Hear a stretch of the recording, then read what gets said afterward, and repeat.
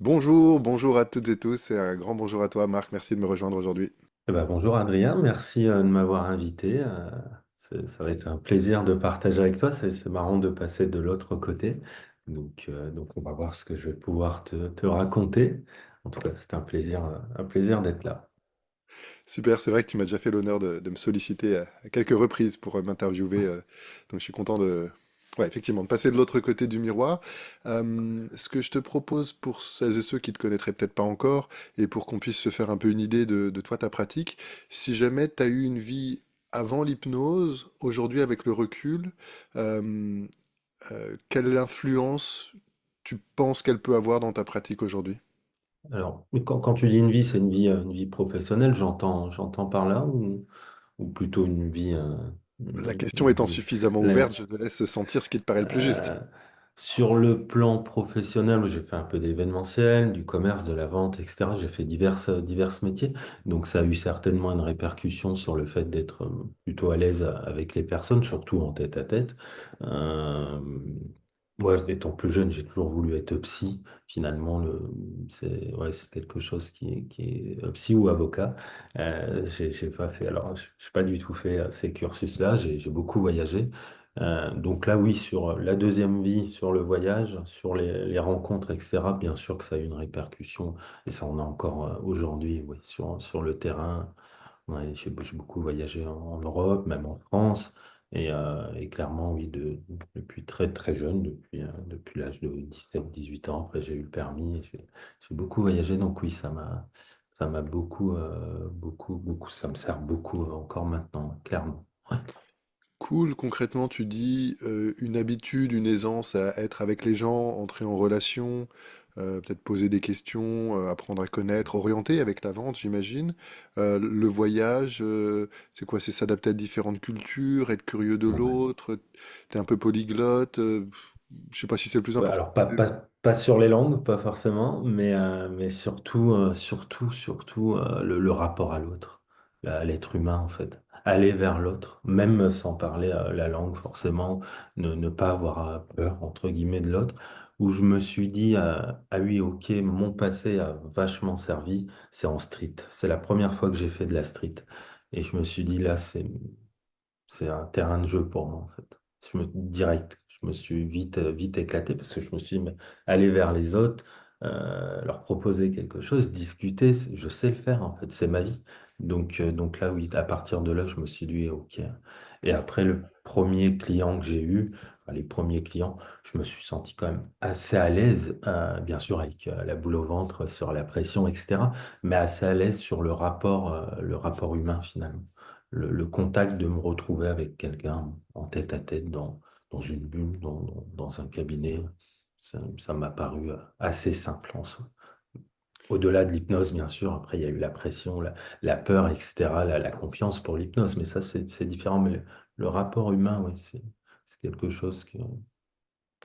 Génial. Alors du coup, peut-être euh, que vu que c'est quelque chose que tu as développé intuitivement dans ta vie, je sais pas si tu pourras nous aider, aider nos auditeurs, nos auditrices, mais on explore quand même ensemble si ça te va. Effectivement, bien sûr. tu fais partie des praticiens qui euh, pratiquent beaucoup la street, l'hypnose ludique, impromptue. Euh, Moi, j'ai une petite frustration, j'en ai fait un peu et c'est paradoxal parce que ça a été parmi les expériences les plus transformatrices dans ma pratique. C'est-à-dire que la street, c'est quand même un truc de dingue. Tu vas dans la rue avec souvent des protocoles assez basiques. Les techniques, souvent les formations en street, c'est sur un week-end, mais c'est sur deux demi-journées. Puis après, tu as deux demi-journées de pratique. Donc n'importe qui peut se faire donner un ou deux ou trois scripts à aller tester dans la rue. Et comme on va essayer de trouver les personnes qui sont les plus réactives, on va dire, l'hypnose n'a même pas forcément besoin d'être de grande qualité pour que ça marche, un peu à l'instar du spectacle. Mhm. Euh, et donc, à la fois techniquement, alors après on peut pousser, j'imagine qu'aujourd'hui la street que tu fais avec le recul des années de cabinet est pas la même que celle quand tu as commencé. bien sûr. Néanmoins, même sans aller dans une finesse technique, moi ça m'a retourné le cerveau parce que, m'étant formé à l'Arche notamment et dans d'autres écoles où il y avait pas mal de PNL, euh, tu sais pas trop si tu fais de la relaxation, de la visualisation, des suggestions, et là quand tu es dans la rue et que les gens ils ont les mains collées ou qu'ils ils font une hallucination négative de Beaubourg ou qu'ils te prennent pour Booba ou peu importe, tu sais qu'il y a Mhm. vraiment de l'hypnose, quoi. Donc, pour moi, c'est une expérience des expériences, j'en ai fait quand même un peu plus qu'une fois, quelques fois, euh, où je me suis vraiment senti faire de l'hypnose. Et en Mhm. même temps, où l'autre, vu qu'on propose à peu près les mêmes routines, c'est le mot qu'on utilise en street, hein, les mêmes routines, et que les gens réagissent différemment, ça montre bien aussi que l'hypnose, elle est beaucoup chez les gens, puisque à proposition identique, certains vont pas du tout rentrer dedans, d'autres un petit peu, et certains sont super doués, et ils décollent et ils font des trucs absolument incroyables. Euh, alors, je vais t'ouvrir une question assez vaste, je sais pas trop comment tu souhaiteras y répondre. Mon idée, c'était ta vision de la street, peut-être comment est-ce qu'elle alimente ta confiance en toi, ta pratique dans le cabinet. Et là où j'ai commencé en disant que tu pourrais peut-être pas trop nous aider, c'est pour les gens qui pourraient avoir un peu de retenue, un peu de peur, parce que c'est pas anodin quand même d'aller dans la rue, de parler à des gens Bien sûr. déjà, et de proposer de l'hypnose. Enfin, je veux dire, ça fait quand même. euh, Est-ce que tu Mhm. aurais ouais, des recommandations, des choses qui t'ont aidé ou que tu as vu qui ont pu aider d'autres personnes pour, si certains de nos auditeurs, auditrices étaient curieux de pratiquer de l'hypnose de rue, comment est-ce que tu pourrais les aider avec ton expérience? Bah, l'hypnose de rue, déjà, elle est formatrice. Pour moi, en termes de technique, d'approche, de confiance, tu as employé ce mot-là, elle est vachement formatrice. Contrairement à ce que tu disais, et certains le disent, je pense pas que l'hypnose de rue est facile. Alors, elle est facile quand tu fais un tri, quand il y a des prétoles, quand il y a tout un conditionnement. Mais si tu fais de l'hypnose de rue sans filet ou qu'il n'y a pas de préparation et que tu prends n'importe qui veut venir ou tu vas vers les personnes. Donc sans pancarte, il y a une nuance aussi avec une pancarte et sans pancarte. Les personnes sont dans leur quotidien, ils n'ont rien demandé de la journée. Et donc il y a le contact humain, l'approche, la timidité, etc. On l'a tous aussi quand même à un certain moment. Donc d'aller vers la personne, de proposer en termes de technique, c'est vraiment. Ouais, elle est formatrice parce qu'une fois arrivé au cabinet, ça paraît tellement simple en fait. Les personnes ont pris rendez-vous, ils viennent, bon, soit ils ont une problématique bien sûr, mais en termes d'hypnose même, on se pose même plus la question finalement. Et en plus, ils payent pour faire de l'hypnose, contrairement à dans la rue où ils sont dans leur quotidien, parfois ils sont dans le défi. Parce qu'ils vont pas y croire, ou etc. Parfois ils sont en groupe aussi, donc ils vont en jouer aussi. Euh, c'est Ouais, pour moi, l'hypnose de rue, on devrait chaque année faire des cours, y aller de temps à autre, tu vois. Enfin, tu disais que tu n'y vas plus. Euh, Chaque année, tu devrais te dire, allez, pendant 15 jours, je vais faire un peu d'hypnose de rue et me remettre un peu dans le bain. Et puis, il y a l'ego aussi en hypnose de rue, parce que quand ça marche pas, contrairement au cabinet, où déjà au cabinet, on est deux personnes, il y a beaucoup moins de monde. Il y a moins, enfin, il y a moins d'enjeux, il y a l'enjeu thérapeutique, bien évidemment, on fait notre possible, mais c'est différent, on va revoir les personnes, etc. Dans la rue, l'ego, entre guillemets, oui, il peut vite être mis à terre avec humour, parce que, bah, comme tu disais, quand ça marche pas ou que la personne elle te dit, bah non, ton histoire, ça marche pas, mais qu'elle a envie d'essayer, il a envie d'essayer, etc. Bah là, tu tricotes, c'est super intéressant, c'est là que ça devient formateur mais formateur plutôt sur les techniques, mais aussi sur le plan humain, en fait, sur le contact. On me dit souvent, mais tu fais pas de pré-talk, que tu leur demandes juste s'ils veulent faire de l'hypnose et c'est parti. Mais oui, parce qu'il y a déjà un rapport, il y a déjà un contact, il y a un sourire, euh, il y a une prise de contact, il y a l'hypnose. L'hypnose en elle-même, c'est déjà un pré-talk. Ils savent très bien. Mesmer a déjà fait le pré-talk avant dans l'inconscient collectif. Et puis après, bah, avec le sourire, je sais pas, peut-être une forme d'énergie, entre guillemets, bah, il y a la complaisance qui rentre en jeu, puis c'est parti. C'est là que c'est super intéressant. Et même s'il y a ceux qui font des pré-talks, c'est OK. C'est comme ceux qui font des tests, c'est OK aussi. Pourquoi pas? Ça amène aussi du jeu, etc. Et c'est parti aussi. Ça amène un rapport humain, en fait. Chose qu'on perd de plus en plus dans nos sociétés, en tout cas occidentales. Donc le fait d'aller parler finalement à des inconnus, déjà ça c'est grandiose. Euh, Génial, je partage un peu ton point de vue sur le pré-talk. En fait, j'ai l'impression que c'est des pré-suggestions ou des suggestions qui préparent la suite. Ça peut être très aidant. Ça peut être aussi un peu enfermant parce que si on explique ce que c'est que l'hypnose, finalement, bien malin, je sais pas, ça se fait une dizaine d'années, je pense que tu pratiques, je sais pas, j'ai pas les chiffres en tête. Non, un peu 6-7 ans. Ok, tu vois, comme quoi, on n'est pas à l'abri d'une projection. Mm. Bah, ça fait un peu plus maintenant, même, quasiment le double. Mais ma vision de l'hypnose, ce que je pourrais en dire, ce sera jamais que très limité par rapport à mes expériences personnelles et d'accompagnement. Et c'est vrai que je trouve qu'une des beautés de cette pratique, c'est qu'elle révèle la richesse qui surprend souvent les gens. Elle révèle leur richesse. Et Oui. c'est vrai que par pudeur ou par respect, j'ai envie de dire, je trouve que de pas trop préconditionner ça me paraît assez chouette.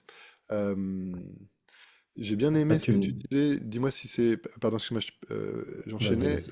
Si donc tu disais, il y a un côté, la technique qui est presque de la technique relationnelle, c'est-à-dire comment tu gères tes peurs, ta timidité, comment tu Oui. peux gérer le risque de rejet ou le risque d'échec. Donc là, peut-être que tu auras des billes à nous partager.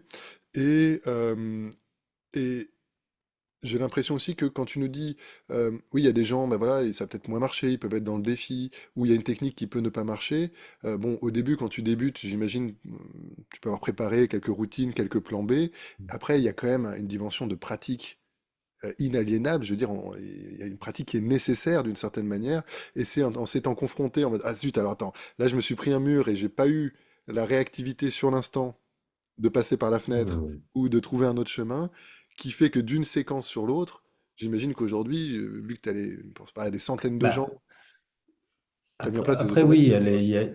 inconsciemment, il y a les automatismes. C'est sûr, même il y a l'aisance finalement. Mais tu sais, ça me faisait penser un peu aux comiques. Il y a les comiques qui vont faire leur show, tout est écrit. Et il y a les comiques, je sais pas comment on les appelle, qui vont intervenir avec le public. Là, rien n'est écrit. C'est toute la différence maintenant avec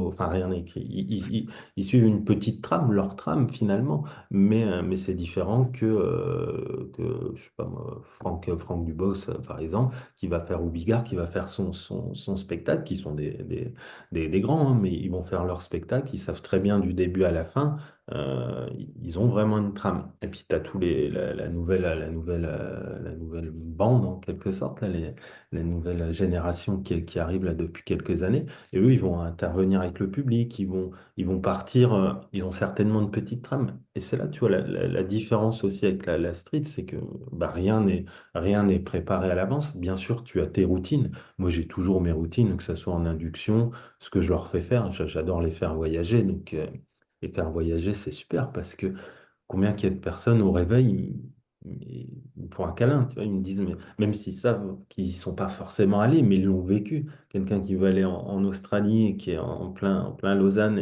et en train de neiger et qui se retrouve en Australie et qu'il est persuadé qu'il est en Australie, c'est super. Et le matin, il s'est pas levé en se disant, je vais vivre potentiellement une expérience sous la neige et me croire en Australie. Et ça, c'est gratifiant des deux côtés. Et en plus, ça amène certainement aussi, enfin, j'en suis quasiment convaincu, que quand j'ai les retours après, ça permet aussi de décharger des vider les valises aussi en street, sans avoir la casquette du thérapeute, mais ça permet la transe par elle-même, je dis souvent qu'elle est une forme de curatif. Alors attention, je mets les guillemets, curatif ne veut pas dire qu'elle soigne ou autre, c'est juste qu'elle, par essence même, elle apaise, elle soulage. En tout cas, c'est ma vision, hein. Et après, niveau tips, bah ça, je pense que ça va dépendre des caractères. Tu vois, moi, j'ai le vertige. Je fais, enfin, j'ai fait 4000 mètres, enfin un peu moins en chute libre. Là, je vais faire un saut à l'élastique. Donc, du coup, je fais partie des personnes qui vont aller vers leur peur, en fait, plutôt que de les subir, quoi. Je vais plutôt les comprendre et me dire, bah, ok, là, on y va et puis on va essayer de travailler. Donc, bien sûr, derrière toute cette aisance, je pense que je suis un grand timide sur plein de choses. Et c'est ce qui m'a aidé dans ma vie. Tu vois, d'aller vers les gens, mais comme souvent les artistes finalement, Combien qu'il y en a qui disent qu'ils ont le trac avant que le rideau se lève. Et pourtant, tu les vois, tu te dis, ah, mais c'est super. Mais derrière, hein, derrière, il y a tout un processus de vie qui fait. Donc, je pense que c'est propre à chacun. Mais de se dire qu'il n'y a pas d'enjeu, non, dans la... que c'est que de l'apprentissage, tout simplement. Peut-être que effectivement tu nommais l'ego qui peut être mis à mal si jamais ça marche pas, ou si jamais effectivement il y a des gens qui peuvent même nous remettre en cause. On prend un Mhm. risque quand même, hypnotisé, ben, Ouais, le risque que ça marche pas, quoi. ouais. Je suis touché par ce sur quoi tu atterris, entre guillemets, en parlant de parachutisme. En plus, c'est rigolo parce que j'ai un souvenir d'une des sessions de street où il y a une jeune femme comme ça qui était avec ses copines, et puis j'ai dit, ben, si tu peux vivre tout ce que tu peux vouloir vivre dans la vie, dans un rêve, c'est possible, donc dans l'hypnose, c'est possible, qu'est-ce qui te ferait kiffer de vivre? Et elle me fait, bah, un saut en parachute. Et il se trouve que Ouais, je je suis l'ai déjà eu parachutiste. aussi. Alors du coup, Ah oui, j'ai pu lui faire vraiment tout le voyage, enfin, je connais toutes les étapes et tout, donc voilà, elle atterrit comme ça, ses copines, c'est, alors c'était comment? Ah, c'était un truc de ouf et tout. Donc c'est vrai que euh, effectivement, la transe a des vertus. J'en ai noté quatre grands axes. Il y a des vertus de régénération, de récupération. Ça repose. On dit 8 fois plus que dans le sommeil normal. Je sais pas ce que ça vaut, mais Bertrand Piccard, là, dans son avion solaire, il a mesuré qu'un quart d'heure d'hypnose ou d'auto-hypnose, ça équivalait à 2 heures de sommeil. Donc du repos, de la récup. Il y a une dimension antalgique. On ressent moins les douleurs. Anxiolytique, il y a une forme d'apaisement émotionnel, douleur physique, douleur émotionnelle, et des vertus de créativité, parce qu'on Mhm. accède plus à des, ouais, des possibilités de se réinventer. Et effectivement, ne serait-ce que vivre une expérience où tu es dans la rue, tu es à Lausanne, il neige, il y a un type qui vient de parler, et puis un quart d'heure après, tu te réveilles, tu as l'impression de revenir d'une semaine en Australie. En termes de euh, tu étais au contact de ta richesse et de tes possibles, au-delà de ce que tu avais imaginé, qui rien que ça, en termes de confiance en soi et d'estime de soi, sont super positifs. Et j'ai une Mhm. grosse frustration par rapport au spectacle d'hypnose en général, dans le sens où les gens vivent souvent des expériences d'hypnose très fortes. Et je pense que du coup, il y a quand même ces vertus de la transe qui sont actives, et le lien est parfois un petit peu léger entre C'est ce qu'ils que ont je vécu. reproche, on va dire, enfin, à demi-mot, hein, mais il y a un côté un peu certainement enfin, plus égoïste dans le spectacle finalement, mais c'est un show. Donc ça donne aussi un show, les gens viennent pour ça. Mais le rapport à la street, c'est différent. De mon point de vue, hein, alors peut-être que je vais mettre des gens à dos en disant ça, mais en street, c'est un rapport plus humain. Parce que déjà, bah, après, tu rediscutes avec eux, parfois tu as des nouvelles. Enfin, c'est plus, je vais employer ce terme-là, mais plus peut-être ouais, de l'humanité, de l'amour, en fait, dans les deux sens. Cette personne-là qui a vécu l'Australie, peut-être, je sais pas, hein, mais peut-être que le matin, il s'est levé, il n'est pas très en forme, je sais pas, il est peut-être pas, ça, tout ça, c'est des suppositions, mais puis tu vois, bah, il se balade le soir, et puis enfin, en fin de journée, on lui propose ça. Bon, bah, c'est cool, quoi. C'est vraiment. Ouais, il y a un côté artistique, mais au sens propre. Et ce que tu dis, c'est vrai que dans le spectacle, le but c'est de faire rire les gens dans la salle. En street, sauf si certaines personnes peuvent mettre ça en scène, parce que du coup il peut y avoir des groupes Mm. de gens qui regardent, et donc ça peut dévier un peu vers cette énergie-là. Mais souvent c'est quelque chose d'assez intime, et c'est Ouais. plus au service de la personne, et peut-être pour continuer de tisser ce fil du tips métaphorique, entre guillemets, de la métaphore du tips, pour les gens qui souhaitent plus facilement aller jouer et s'entraîner et explorer l'hypnose de rue.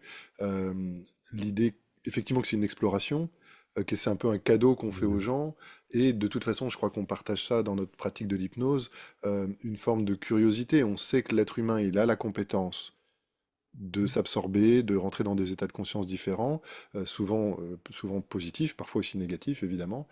Et donc, c'est plus comment est-ce qu'on va explorer ensemble.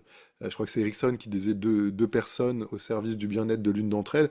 Comment on va Mm. explorer ensemble avec nous nos connaissances techniques d'induction et relationnelles pour permettre à l'autre de redécouvrir de lui-même des possibilités. Et finalement, quand on est sur une énergie de jeu, de cadeau, de tranquillité par rapport à comment ça va résonner, comment ça va réagir chez l'autre.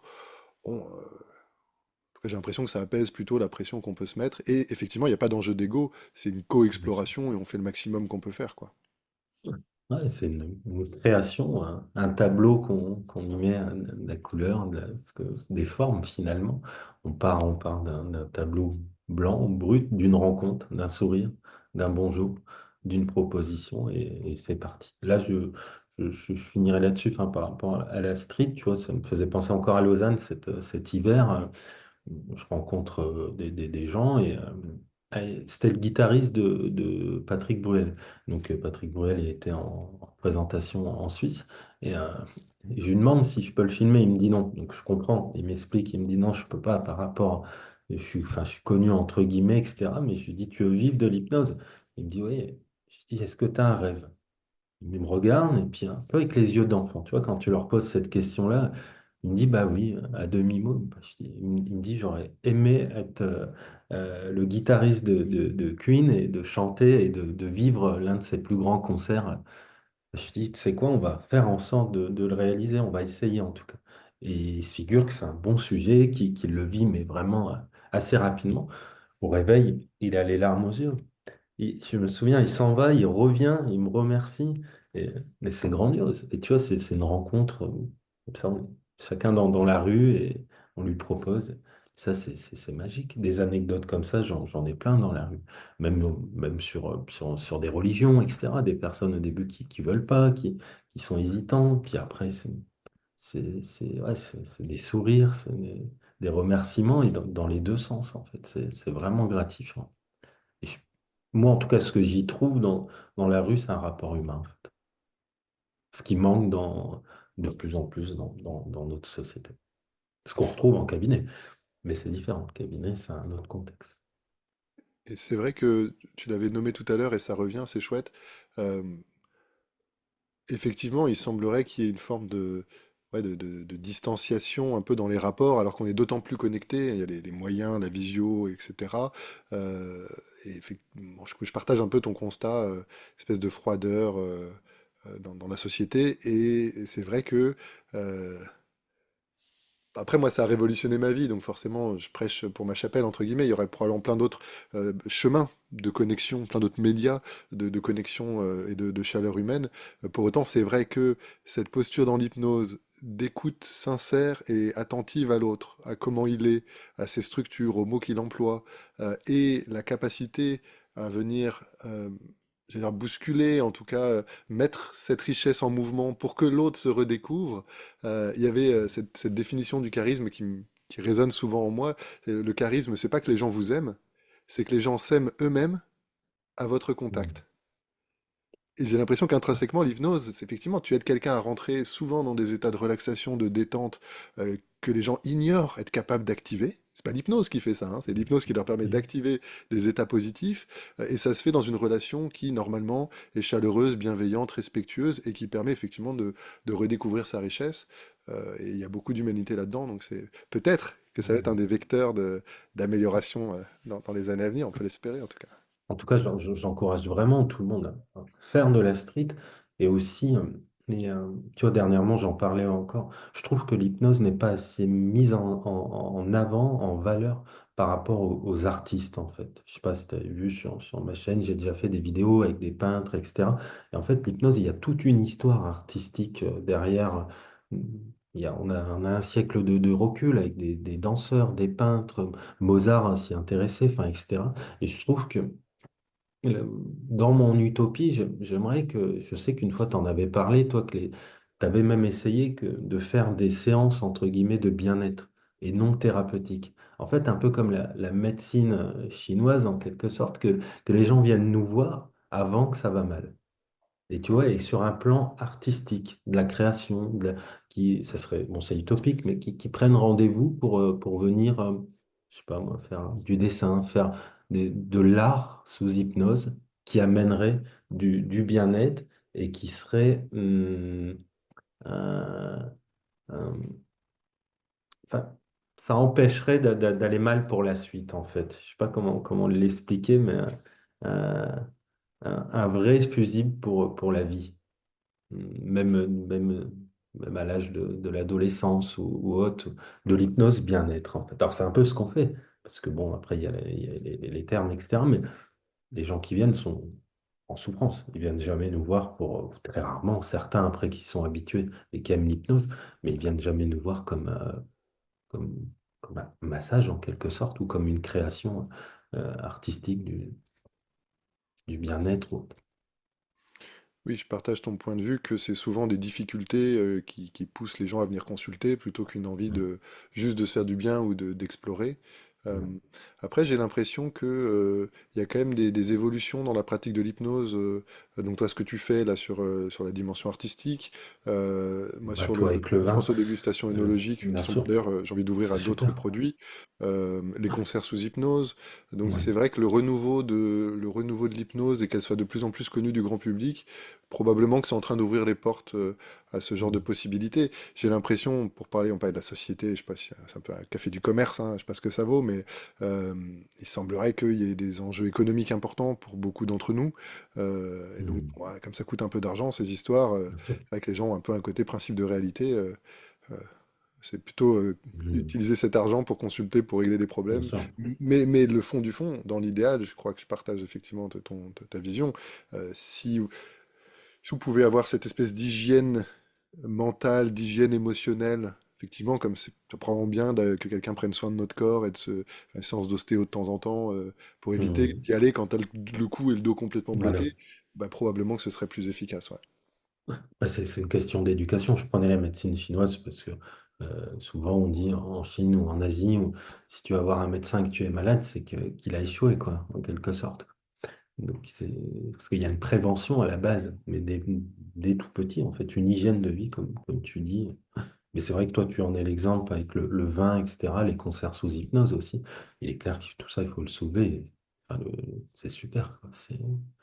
C'est encourageant, juste. Mais il faut que ça soit encore plus connu du grand public. Il faut que ça. Après, je pense que, ouais, il y a le coût, mais le coût enfin, économique. Mais je me demande même si les gens ne seraient pas euh, plus aller vers du bien-être finalement que du thérapeutique, paradoxalement. Parce que le thérapeutique, c'est pudique, c'est quand ça va mal, c'est quand que le bien-être, tu vas, comme tu disais, faire un massage, tu vas avoir un kiné ou autre pour juste remettre bien potentiellement, avoir l'avenir. Seul l'avenir le dira, ouais. En tout cas, c'est Ouais. vrai que pour continuer sur ton analogie, je dirais que la médecine chinoise, j'avais été frappé. Et alors, je sais pas si c'est vrai ou si c'est des trucs qu'on se raconte en Occident, mais cette idée qu'en fait, tu payes ton médecin qui vient te prendre soin de toi régulièrement, et par contre, quand tu tombes malade, là, tu le payes plus, parce que quand tu tombes malade, c'est qu'il aurait pas bien fait son boulot. Et du coup, tu Mhm. inverses, entre guillemets, même la motivation du médecin, puisqu'il est payé quand les gens sont en bonne santé. Donc, il y a peut-être effectivement des inspirations à cet endroit-là. Je pense que c'est une réalité. Je pense qu'il y a une part de légende dedans, mais je pense que c'est comme une réalité. Mais tout ça, ça va avec l'histoire aussi, avec la culture aussi, donc ça change. Hmm. C'est- Ça donne envie de vérifier en tout cas. ouais.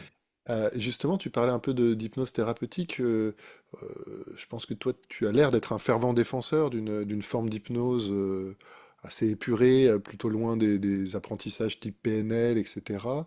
C'est vrai que dans beaucoup d'écoles, il y a eu un mélange de programmation neurolinguistique et d'hypnose, et d'ailleurs d'autres approches. Si tu devais nous présenter un peu ta pratique, qu'est-ce qui, selon toi, voilà, c'est vraiment l'hypnose Euh, gros janesque, je sais pas si c'est bien dit, mais ton hypnose à toi. ouais, c'est de l'hypnose entre guillemets pure, tu vois, épurée. J'aurais envie de dire ancestrale, mais j'ai rien inventé. Hum, oui, alors, moi j'aime dire que c'est un retour à l'essentiel, l'hypnose, tout simplement.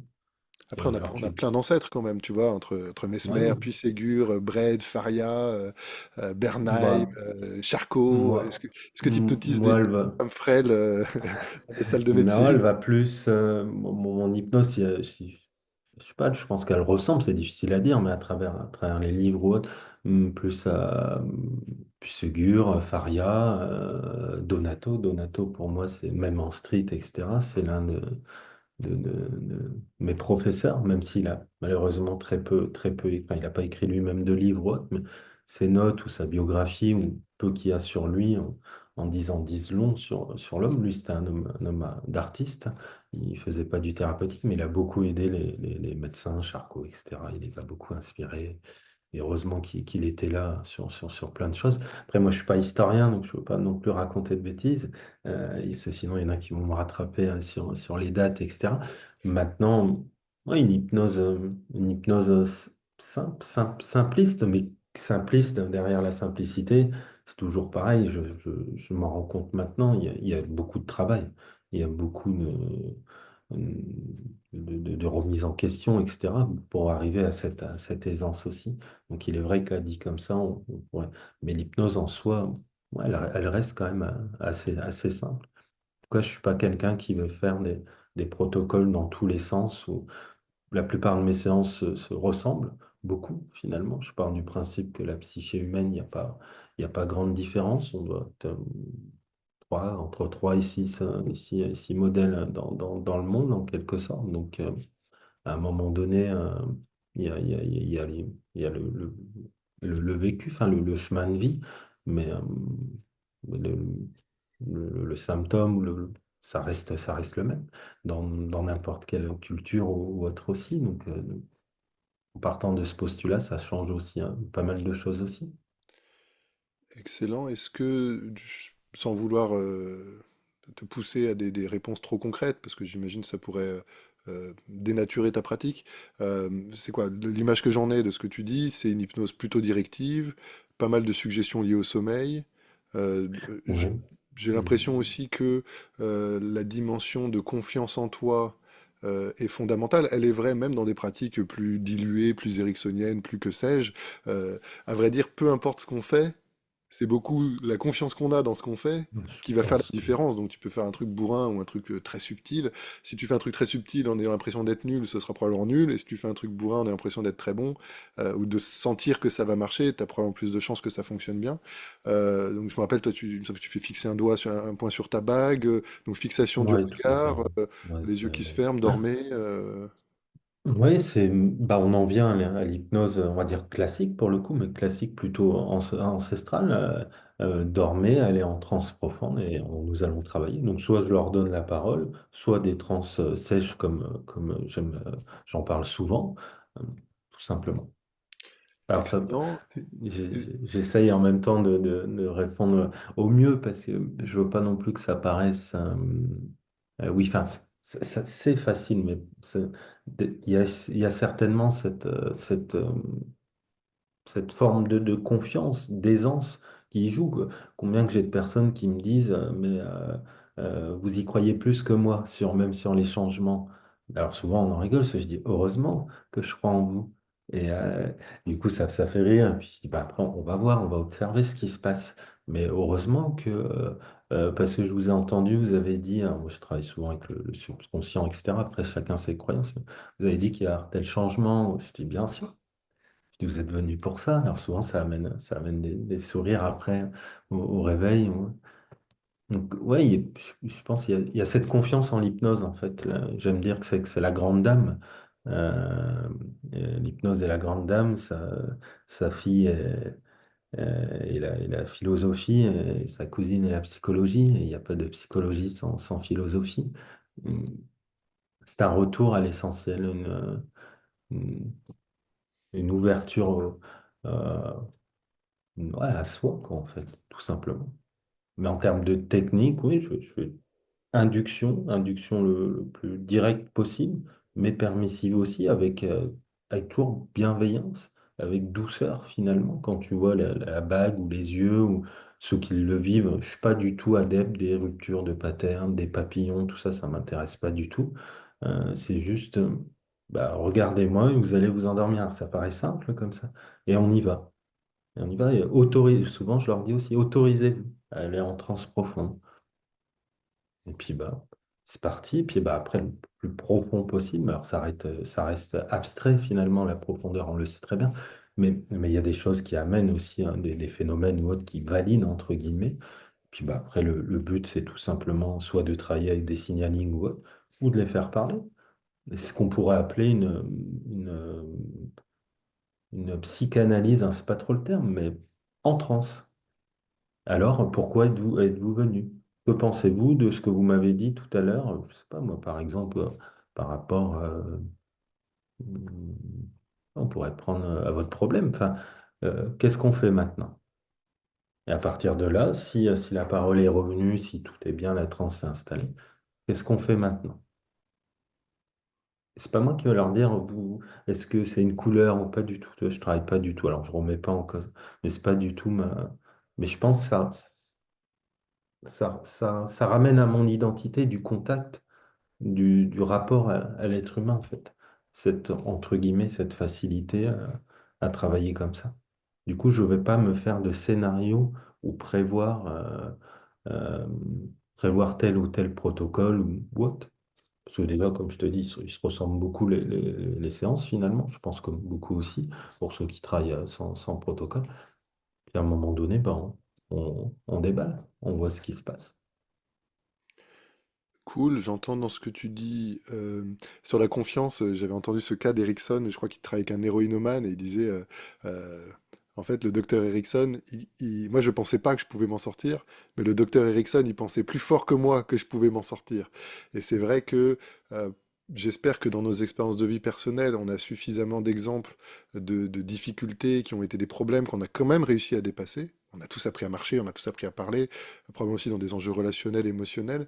Et même sans avoir tout réglé chez nous, c'est vrai que, en tout cas, je partage cette confiance assez profonde dans l'être humain. Ça ne veut pas dire que tout le monde s'en sortira, ça veut pas dire que tout le monde arrivera à régler les problèmes, mais je reste dans la conviction que tout le monde a les briques ou les compétences pour pouvoir trouver des solutions. Euh, et donc il y a un peu un côté puis Ségur dans le sens où c'est comme s'il y aurait une espèce d'intelligence ou un guérisseur intérieur, en tout cas une partie résiliente que, que l'hypnose permet ou facilite ou réhabilite, je ne sais pas quels sont les bons mots. Tout à fait. Donc, hypnose la plus C'est, profonde possible et ensuite on laisse ou, venir, quoi. ouais, ou soit je travaille avec le subconscient ou des personnalités en quelque sorte, métaphoriquement, encore une fois, chacun ses croyances. Mais oui, tout à fait. Mais je suis qu'un serviteur. Une fois la transe installée, je suis un enfant, parce que j'ai aucune, entre guillemets, connaissance Après, je pense que finalement, très peu, qui peut dire qu'il l'a après la transe, ça nous dépasse. On sait ce que c'est, enfin, on sait ce que l'hypnose amène aujourd'hui, mais, euh, mais on ne sait pas ce que c'est. Il y a un ordre un peu spirituel, en quelque sorte, en tout cas, qui nous dépasse. J'aime appeler ce truc-là, ce machin-là, c'est- peut-être, pourquoi pas, je suis un peu partisan. Après, pareil, à demi-mot aussi, une forme de conscience peut-être extraneuronale, où ça, c'est mes propres croyances. Moi, je les expose pas aux personnes que j'accompagne. Mais intimement, oui, je pense que oui, il y a des choses qui nous dépassent. Et c'est ce qui fait les changements ensuite. Après, pour revenir aussi sur la confiance, la croyance au sujet, il est vrai que tu parlais pour l'héroïne ou autre, c'est les personnes que je vais accompagner sur des addictions, c'est vrai que je les aime bien, toujours avec un suivi médical, etc. L'alcool ou autre, c'est là, je vais être, comme tu dis, comme Erickson. Je vais les encourager même avant l'hypnose, pendant l'hypnose. Maintenant, quelqu'un qui vient pour le poids, je ne vais pas lui dire en suggestion, vous allez changer en 15 jours. Ça serait mentir. Et l'alcool, c'est pas qu'ils vont changer, c'est juste qu'ils vont prendre du recul sur cette mauvaise habitude, etc. Et ça change tout. De, de mettre, entre guillemets, une main sur l'épaule. Dire, OK. Vous êtes pas on n'est pas une étiquette, vous n'êtes pas, moi j'emploie jamais un alcoolique ou jamais. Vous êtes là, vous avez une mauvaise habitude avec, par exemple, avec l'alcool, et on va faire en sorte de trouver des solutions en complémentarité du suivi que vous avez déjà sur le plan médical. Et Mais moi, je tu, crois en vous, par contre, et je crois que c'est possible de changer parce que j'ai déjà accompagné des personnes, etc. Donc, je vois pas pourquoi ça fonctionnera pas sur vous. Maintenant, le temps que ça va mettre, je sais pas. Mais si vous venez, si on fait le nécessaire, ben on va y aller ensemble. et super, j'ai l'impression que tu as nommé, euh, quand j'interviens en formation sur les recadrages, j'essaie d'être assez succinct parce que les recadrages, le fait de donner un sens différent à ce qui se passe ou d'explorer dans des contextes comment ce qui se passe peut être finalement à valeur ajoutée, euh, déjà ça fait beaucoup travailler le praticien, la praticienne, c'est fatigant, en plus on risque de se planter et ça peut être vite donneur de leçons. Parce que Mhm. c'est toi qui, en recadrant, pourrais donner l'impression que tu sais comment il faut vivre les choses, ce qui me paraît être une folie quand Mhm. tu vois à quel point la vie est complexe et qu'on n'a pas idée de ce que les gens ont vécu. Euh, En revanche, c'est vrai il y a un recadrage, un méta-recadrage que tu as nommé et que, du coup je voulais vraiment souligner, entre guillemets, c'est de passer d'une dimension identitaire, je suis ceci, je suis alcoolique, je suis stressé, je suis un anxieux, à j'ai l'habitude de. Mhm. Et changer une identité, on peut, hein, on a tous changé d'identité au cours de notre Mhm. vie, c'est probablement un peu plus difficile que de changer une habitude qui est plus une partie du rouage. Et donc, voilà, j'ai l'impression que dans tes, dans tes grilles de lecture ou dans tes stratégies d'intervention, je ne sais pas si c'est les bons termes, l'idée d'aider les gens, en tout cas, à se rappeler que même des vieilles habitudes très mauvaises et très ancrées, ben, c'est possible qu'elles changent. Comment, à quel rythme, ça c'est un autre sujet, mais Changer le contexte aussi, bien évidemment, encourager en tout cas à changer de contexte. Et la personne qui boit n'est pas qu'une personne qui boit. À bien sûr. côté de ça, c'est un homme, c'est une femme avec des émotions, peut-être même des passions oubliées, enfin plein de choses en fait. Et c'est là que l'hypnose aussi va réveiller tout ça. D'où le retour à l'essentiel finalement. Excellent. Sur l'induction, si je reviens sur cette dimension un peu technique, euh, comment tu gères quand tu as des personnes qui peuvent être moins réactives, notamment à l'hypnose directe? Et j'avais cette phrase, cette citation d'Erickson qu'il faudrait que je vérifie. Je ne suis pas non plus historien, mais cette idée, je crois parce qu'Erickson, c'est l'impression qu'il ferait les choses toujours et exclusivement indirectes, ce qui à mon avis est une Hmm. mauvaise lecture d'Erickson. Il y a plein de choses qui sont très directives en tout cas. Après, il y a Jordan Verro qui nous fait un distinguo. Tu peux faire une suggestion directe à effet indirect. Si je te dis, tu as un Mhm. ballon rouge entre les mains, il se dégonfle, et la suggestion directe, c'est un ballon rouge. L'effet indirect, c'est les mains se rapprochent. Donc voilà, il y a une finesse, mais il y avait cette idée de faire du aussi direct que possible chez Ericsson et aussi indirect que nécessaire. Ouais. Et je trouve ça très chouette parce que, effectivement, faire des choses Mais- très complexes, imagine un rideau qui se ferme pour que. Attends, tu veux que la personne elle ferme les yeux ou que les yeux se ferment, Hmm. tu suggères que les yeux se ferment. Éventuellement, tu peux faire du Antoine Garnier en faisant une suggestion directe efficace, c'est-à-dire tu la Hmm. tournes en formule passive. C'est pas ferme tes yeux, c'est les yeux se ferment. C'est pas tout de suite parce qu'on peut prendre un risque, c'est les yeux vont se fermer et de manière Hmm. automatique ou Mais involontaire. Voilà. Et donc, pour les gens qui sont peut-être moins réactifs positivement, je dirais, à une approche directe, comment est-ce que tu t'arrives à quand même, j'espère, je sais pas, les accompagner du mieux possible? je vais jouer sur leur forme entre guillemets d'auto-hypnose. J'avais fait une vidéo qui a eu succès là-dessus, c'est le fameux vous ferez en sorte. Vous ferez en sorte, vous fixez l'œil de la bague et par exemple au chiffre 3 vous ferez en sorte de fermer les yeux. Hop, comment embarquer? Euh, ils feront en sorte, je leur ai dit. Si à un moment donné, je vois que ça part pas, je les fais revenir, je leur dis hop, hop, hop, on arrête tout.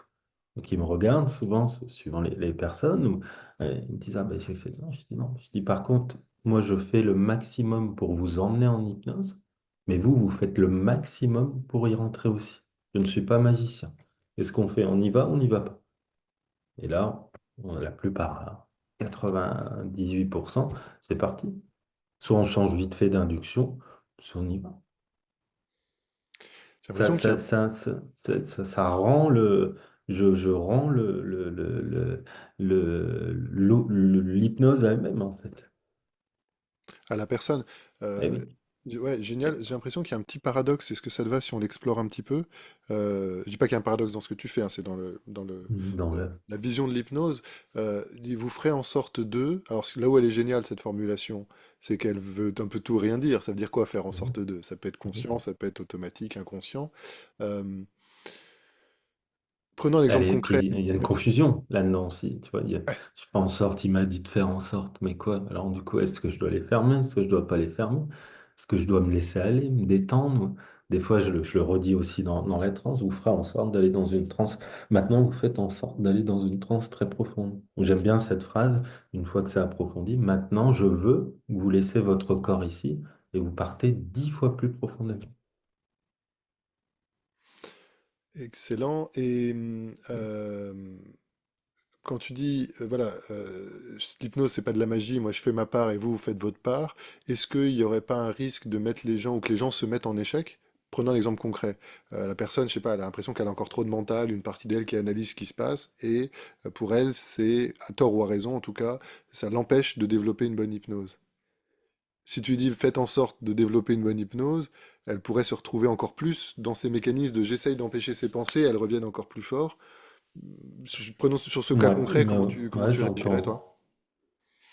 Ça se passe pas en fait. J'ai déjà eu la personne qui rouvre les yeux et me dit bah il se passe rien. Donc je dis bon, on y va soit d'une différente manière, soit bah maintenant vous allez faire en sorte, mais je mets aussi tous les moyens. C'est pas votre responsabilité, c'est pas la mienne, c'est un contexte et on y va. Est-ce que vous êtes prêts? Et puis après bah on approfondit. Bien sûr, il y a des personnes qui vont demander plus d'approfondissement, etc. Mais en partant de ce postulat, il n'y a plus de crainte des deux côtés, en fait. On a le temps. Moi, tu sais, dans mon cadre, je discute 10, 15 minutes maxi. Mais c'est essentiel pour moi, c'est 10 minutes. On en revient toujours pareil au rapport, au contact. S'intéresser et écouter au-delà des oreilles de la personne. Et après, on passe en hypnose. Et j'ai un côté très ritualisé, bah, tu vois, avec la bague, prendre une grande inspiration. Je leur demande toujours, est-ce que vous êtes prêts? Vous êtes prêt au changement, prêt à un nouveau départ, prêt à une renaissance? Parfois, il y a des pleurs à ce moment-là. Ils savent qu'il y a déjà quelque chose qui est en marche. Des fois, ils me disent, bah, je sais plus, je suis déjà en hypnose ou... Puis hop, on y va. Et le fait, en fait, que ça soit pas grave, c'est pas grave que la personne, quand je lui dis ça, c'est pas une pression que je mets. C'est juste, c'est pas grave. On va au pire réouvrir les yeux, on va faire autrement. Vous allez fermer les yeux, est-ce que vous voyez quelque chose? Ah, non, je suis dans le noir. Qui est comment qu'on fait pour allumer, etc. Après, on peut partir sur une forme de clean langage comme ça. Mettez votre main comme ça, regardez-moi. Alors là, c'est c'est du poker, l'hypnose aussi, c'est théâtral. Ça n'a pas marché, par exemple, l'induction haute. Tu rouvres les yeux, mettez la main comme ça, et vous allez pouvoir vous apercevoir que la main va monter. Et là, bah, tu pries, et la plupart du temps, bah, ça fonctionne. Alors, qu'en pensez-vous? Est-ce que vous êtes en hypnose ou pas? Dites-moi pourquoi votre main est en train de monter. Puis là, souvent, bah, ça amène les rires, même n'importe quelle demande. Parce que le rire en cabinet, toujours pareil, il n'est pas interdit. Au contraire, on a tendance à penser que le cabinet, ça doit être sérieux, que ça doit être pour diverses demandes. Au contraire. Souvent, en plus, ces gens-là, enfin, les gens qu'on accompagne, ils ont tout un suivi derrière. Comme moi, ceux que j'accompagne. Et parfois un suivi vachement protocolaire. J'ai rien contre la blouse blanche, au contraire, mais tout un suivi où on, on va justement, on va pas forcément amener le rire ou la détente ou qu'il n'y a pas forcément d'enjeu parce que de toute façon on va se revoir, etc. Donc ça y joue aussi. En tout cas, tu prêches un converti dans le sens où, Mm. peut-être que ça parle de moi, hein, mais j'ai l'impression en tout cas que dans ma pratique, s'il peut y avoir une ambiance à la fois sérieuse, parce qu'on fait des choses très sérieuses, et en même temps authentique, sincère, parfois Mm. détendue, et s'il peut y avoir un écrin d'humour ou de connivence, de légèreté, souvent les gens quand ils viennent nous voir, tu le disais tout à l'heure, on est un peu en dernier recours, ou en tout cas ils sont déjà bien dans la souffrance et le côté un peu dark, le mal-être, etc. Donc, s'il y a au moins des espaces de la séance où il y a une autre ambiance, une autre énergie, Bien je sûr. crois que c'est assez thérapeutique en soi, quoi. Et justement, Après, ouais, dis-moi. ouais, je te coupe juste 2 minutes pour revenir sur ces points, parce qu'ils sont quand même importants. Je pense que pour moi, je suis pas quelqu'un qui va user de 10 000 techniques, en fait, pour amener l'hypnose. C'est pour ça que je leur dis, bah, vous allez faire en sorte, vous, d'y aller en forme d'auto-hypnose. Je ne veux pas faire. d'y rupture, de m'acharner sur eux, en fait. Pas du tout. Et je pense que du coup, c'est ce qui fait que les personnes y vont. À un moment donné, ils partent. Où il y a une décharge, ou en tout cas un relâchement, même un relâchement, des fois sur certaines personnes, c'est déjà la moitié du chemin de fait. Ça résonne avec la formation de Dan Short qui était à Paris là récemment. Et lui, tout son credo, entre guillemets, sa vision de ce qu'on fait, c'est euh, plus tu essayes de faire changer l'autre, plus tu crées de la résistance. Et donc j'ai l'impression que dans ce que tu nous dis, c'est un petit peu, écoutez, on sait pourquoi on est là, on fait des techniques simples, et puis j'ai l'impression que c'est comme si tu mets effectivement peu de volonté, peu d'énergie à pousser l'autre ou à utiliser de techniques, etc., pour l'emmener quelque part, qui fait qu'il s'autorise plus facilement à y aller tout seul, quoi, d'une certaine manière. Je pense qu'indirectement, et consciemment et inconsciemment, je sais où je veux les emmener par contre. Le but, c'est bah, comme le métier, hein, d'aller en transe. Et à partir de là, euh, on verra ce qui se passe. Deux petites questions techniques là-dessus. Est-ce que tu as une formulation pour aider les gens à parler en transe et continuer de rester en transe profonde? Et sur la transe profonde, quels sont tes indicateurs qui te permettent de sentir ou de te dire, OK, là on est au bon endroit, on peut lancer la phase suivante d'utilisation de la transe pour que la personne trouve ses Mhm. solutions? Bah, la parole, vu que moi je travaille beaucoup avec le subconscient, comme je le dis souvent, moi je pars du principe, et ça je leur dis avant de partir en hypnose, c'est la seule chose que je leur dis, c'est que dans ma philosophie, il y a le conscient, l'inconscient et le subconscient. Le subconscient, c'est le chef d'orchestre. Qu'est-ce qui se passe aujourd'hui? On lève le rideau. Il va dire au conscient, mais surtout à l'inconscient, que là ça ne va plus. L'inconscient, c'est par exemple celui qui se réveille la nuit, celui qui fume, celui qui boit suivant la demande de la personne, celui qui stresse, celui qui a peur. Et aujourd'hui, qu'est-ce qui se passe? La fête est finie pour lui. Alors souvent, ça fait rire, ça amène des rires. C'est un peu le vilain petit canard. Ça dissocie la personne en trois parties finalement, inconsciemment et consciemment en mode entre guillemets ma stratégie.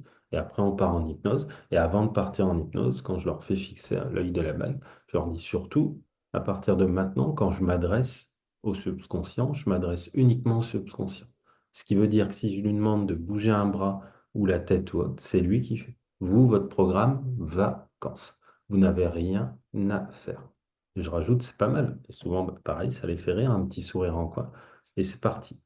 Les personnes, je les vous vois. Le subconscient, je le tutoie. Une fois entre. Donc ça, c'est pareil, ça, c'est ma, ma recette, on va dire. Euh, et après, pour redonner la parole, bah, je vais dire, bah, maintenant, le subconscient, tu vas lui redonner la parole et chaque mot prononcé approfondira la transe.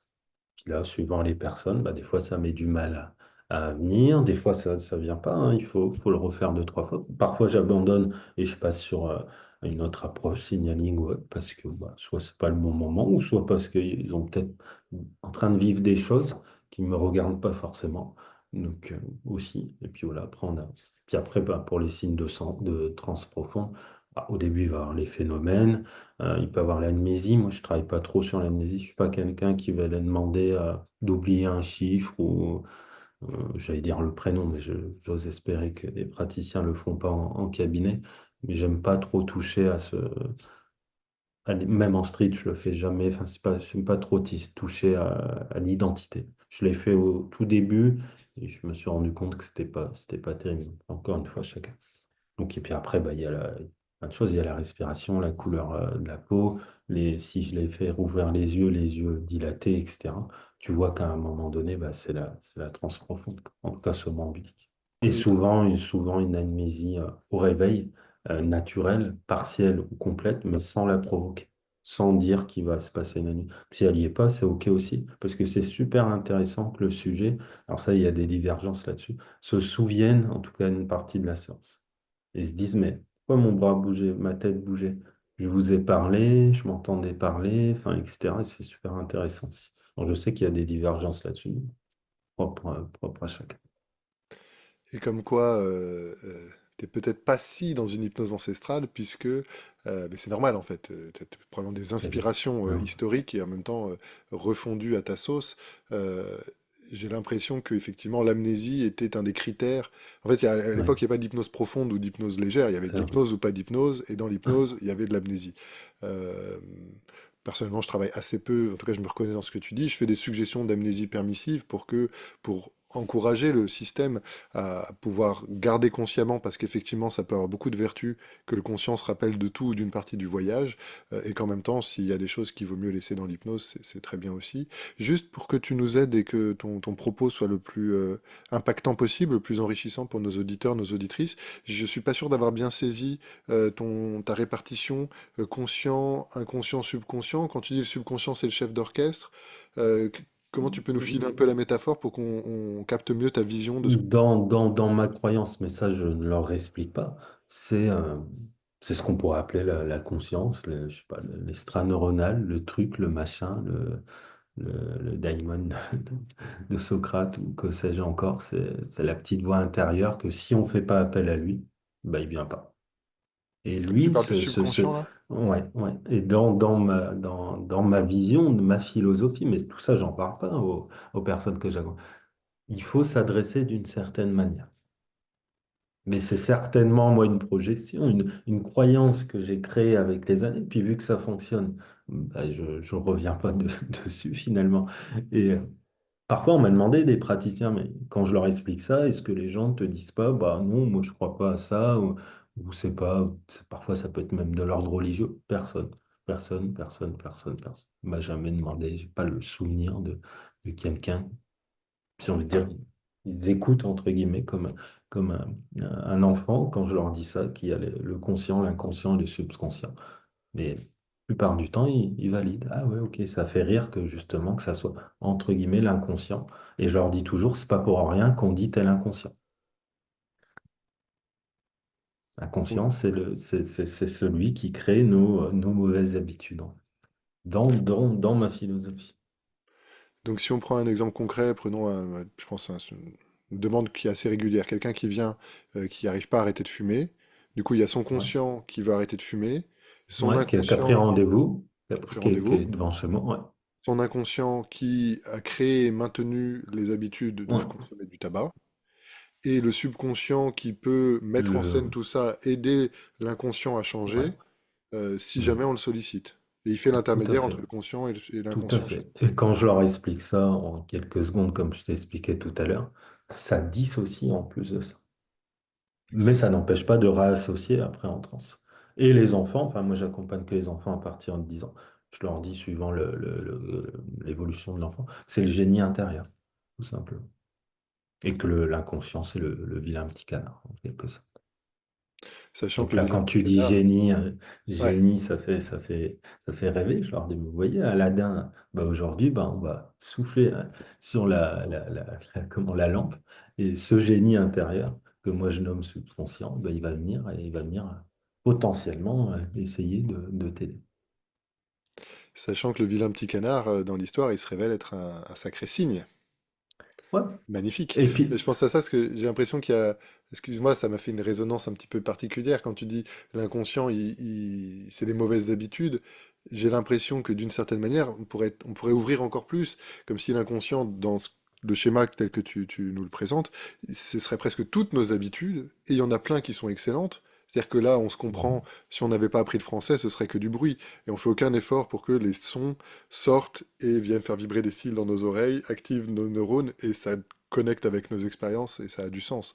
Et donc ce que tu dis, c'est que, dis-moi si je dénature pas ton propos, hein, tu me bah, rattrapes. là, je te coupe, mais là, je pense que toi, tu vas plutôt dans le sens, alors je sais pas trop, mais je pense Ericksonien Watt de l'inconscient. Enfin non, Erickson, je crois qu'il aime bien l'inconscient. Enfin, c'est pas qu'il aime pas, il aime. Je crois que lui, il travaille avec l'inconscient, mais toi, tu vas plutôt dans le sens où l'inconscient, c'est celui qui va faire passer les vitesses, faire tes lacets, et tu n'y penses plus.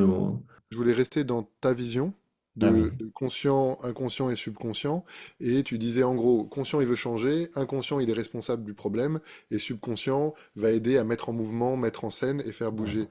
Et j'ai juste eu l'impression, et je voulais vérifier avec toi, et ça se trouve, je vais surtout pas te faire dire un truc que tu penses pas, j'ai juste eu l'impression que euh, euh, quand tu dis le conscient, l'inconscient, puis à force de répéter les concepts, en plus, après on se prend les pieds dans le tapis, mais euh, l'inconscient serait le tenant des mauvaises habitudes, et j'ai eu l'impression que c'était un petit peu limité comme manière de le dire, dans le sens où, comme tu le disais, au-delà de nos problèmes, il y a plein de choses qui fonctionnent très bien. Et il y a aussi plein de bonnes habitudes, heureusement. Et je pense que ces bonnes habitudes, elles sont aussi programmées ou stockées à certains niveaux en nous, certainement pas dans le conscient, a priori pas dans le subconscient parce qu'il n'a pas son rôle à faire si on l'appelle pas, Si on et, l'appelle. et donc par... Bah, du coup, mais là, c'est très philosophique. Là, après, je sais pas, ils sont dans le conscient. Après, intimement, et parfois ça m'arrive de le dire, le but n'est pas de combattre l'inconscient ou cette partie-là, c'est de rassurer et de trouver les solutions pour avancer tous ensemble. Tout le monde sera gagnant. Parce qu'il y a aussi ce qu'on appelle les bénéfices secondaires. S'il y a des choses qui ont été mises en place, c'est qu'à un certain moment dans la vie, ça a servi. Prenez le tabac, potentiellement. Le tabac, ça peut être, suivant à quel moment ils ont commencé, ça peut avoir un lien émotionnel, l'appartenance au groupe, la liberté, enfin, etc., les interdits. Enfin, il y a plein de choses sous-jacentes derrière le tabac, au-delà du symptôme en lui-même et de l'habitude. Donc, c'est pour ça que c'est là que c'est intéressant. Mais le fumeur, bah, c'est l'inconscient. C'est pas pour rien qu'on dit t'as l'inconscient. Inconscient, c'est celui qui roule à 100, à 150, 200 et qui rigole et qui sait que c'est interdit. C'est pas pour ça qu'il est mauvais, mais il le fait. Peut-être Sur... qu'à un moment donné, il cherche de l'adrénaline ou autre. En fait, dans cette façon-là, c'est décharger un peu le conscient. Ça a un peu donné, en quelque sorte, des miettes positifs au conscient. Et de dire, OK, là, il y a des choses, des fonctionnements, mais c'est là que l'hypnose va rentrer en jeu parce que bah, l'hypnose fonctionne avec la transe, etc. Et même que si vous le saviez, bah, qu'est-ce que vous en faites de tout ça? Et c'est pour ça que vous êtes là aujourd'hui. Parfois, le fait de le savoir en thérapie traditionnelle, ça peut tout changer.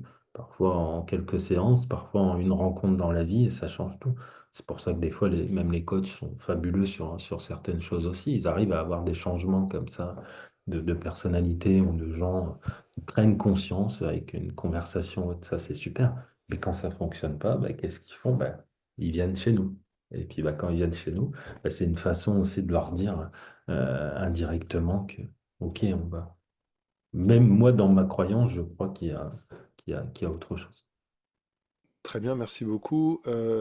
Justement, en termes d'orga, et puis on va se rapprocher après tranquillement de la fin de l'entretien, Ouais. euh, à quoi il ressemble ton cadre, tes clients? Tu as regardé un peu combien de fois tu les vois? Est-ce que tu acceptes de faire de la séance unique? Est-ce que tu as, une forme de séance de clôture? Est-ce que tu fais un suivi pour mesurer dans le temps? C'est bah, un peu ouvert, mais qu'est-ce qui te paraît, toi, le plus saillant ou le plus intéressant dans comment tu t'organises? J'ai beaucoup travaillé entre guillemets la séance unique, mais pas vraiment la séance unique, en prenant toujours des nouvelles depuis le début, des nouvelles un mois après, et suivant les demandes plusieurs mois après, etc., pour voir si ça tient, pour voir aussi par rapport à mon propre travail, entre guillemets, bien que chaque personne reste différente aussi quand même. Mais donc ça, la séance unique, je l'ai fait pendant pas mal de temps, et je me suis rendu compte que bah, la plupart, je sais pas. Difficile à dire, mais en tout cas, à terme de pourcentage, reprenez rendez-vous si je leur proposais. Donc déjà, revenez. Donc ça ça a été quand même très, très significatif, me dire, OK, il y a de l'évolution, mais ils veulent revenir. J'ai testé aussi en leur demandant, qu'est-ce que vous voulez faire maintenant? Vous voulez revenir, qu'on prenne rendez-vous? Et je me suis rendu compte que beaucoup voulaient revenir. De même, quand tu leur poses la question. Donc maintenant, mon cadre de base, c'est minimum 2 consultations espacé de 3 semaines, et puis après, ben, on voit. Et ce que je leur pose la question, c'est bah, justement, au bout de la deuxième, qu'est-ce que vous voulez faire? Est-ce qu'on se revoit d'ici 3 semaines, un mois? On continue à travailler ou vous me donnez des nouvelles et là, ça va dépendre des personnes. Il y en a qui me disent, ah oui, oui, on se revoit, on prend rendez-vous tout de suite. D'autres, et puis à partir de ce moment-là, on échange en mail, etc.